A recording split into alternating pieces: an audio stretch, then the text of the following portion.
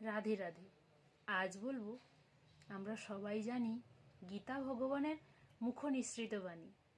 আর গীতার যদি কোনো একটি শ্লোক কেউ দাগ টেনে দেয়, তাহলে কি ক্ষতি হতে পারে ভগবানের, তার একটি ছোট্ট কাহিনী তোমাদের সঙ্গে শেয়ার করব।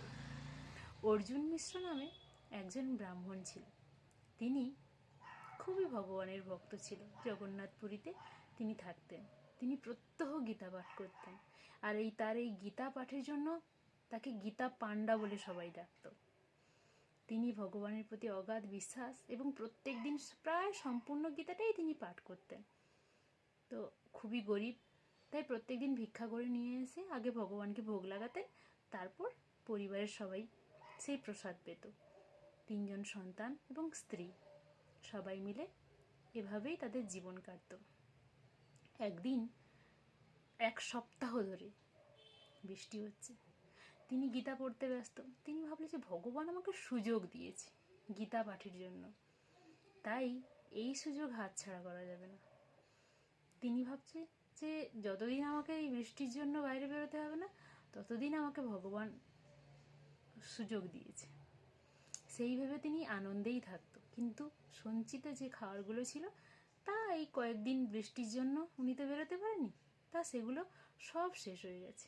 স্ত্রী বলছে, তুমি তো যদি না বেরো তাহলে কিভাবে আমাদের পরিবার চলবে, সন্তানদের কি না খাইয়ে রাখবো? তখন বলছে, তুমি বিশ্বাস করো ভগবান আছে এবং ভগবানের উপর ভরসা করো, দেখবে ভগবান আমাদেরকে সব কিছু জোগাড় করে দেবে। স্ত্রী তো বিশ্বাস করছে না। স্ত্রীকে তখন দেখালেন, এই দেখো ভগবান গীতায় কি বলেছে। সেই শ্লোকটি তোমাদেরকে পড়ে শোনাচ্ছি। অনন্য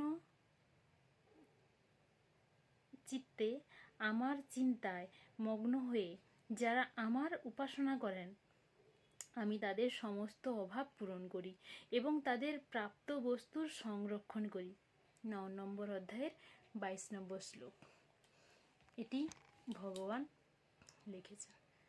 উনি তো ওই কথা বলেই অগাধ বিশ্বাস এবং উনি ওই সিদ্ধান্তে অনড় যে ভগবানই সব এর দায়িত্ব পালন করবে। কয়েকদিন এভাবেই চলছে। এরপর না খেতে পেয়ে সবাই দুর্বল হয়ে গেছে। ওনার স্ত্রী তো রেগে আগুন। তারপর গিয়ে গীতার এই শ্লোকটিতে দাগ টেনে দিয়েছিল 3টা।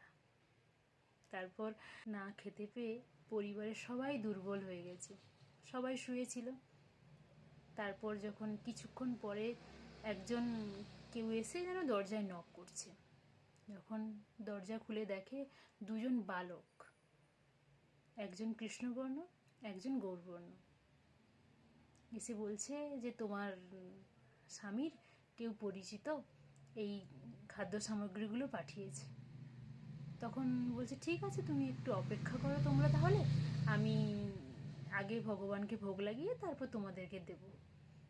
তখন বালকটি, 2টির মধ্যে কৃষ্ণবর্ণের বালকটি বলল যে আমি খুবই ইচ্ছে ছিল তোমাদের সঙ্গে খাওয়ার, কিন্তু আমি খেতে পারবো না, আমার কেউ একজন আমার জিভ কেটে দিয়েছে,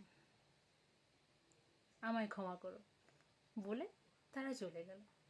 তো ওনার স্ত্রী তখন এত খাদ্য সামগ্রী দেখে তো খুবই আনন্দিত এবং স্বামীকে গিয়ে বলল যে এরকম 2জন এসে দিয়ে গেছে এবং এরম তারা খেলো না, তারা চলে গেল, তার নাকি জিভ কেটে গেছে। সব কিছু খুলে বলার পর তার স্বামীর তো মনে পড়লো যে আরে গীতার তো একটি শ্লোকে 3টা দাগ কেটে দিয়েছিল আমার স্ত্রী, তার জন্য কি ভগবানের কোনো কিছু ক্ষতি হলো? তো উনি তো ভগবানকে খুবই বিশ্বাস করে। তারপর উনি জগন্নাথ মন্দিরে পৌঁছলেন। গিয়ে যখন দেখে জগন্নাথের মুখে 3টা দাগ এবং রক্তবিন্দু, তিনি ক্ষমা চাইলেন ভগবানের কাছে। ভগবানের উপর বিশ্বাস রেখে গীতা পাঠ করবেন। সবাই ভালো থাকবেন। জয় জগন্নাথ।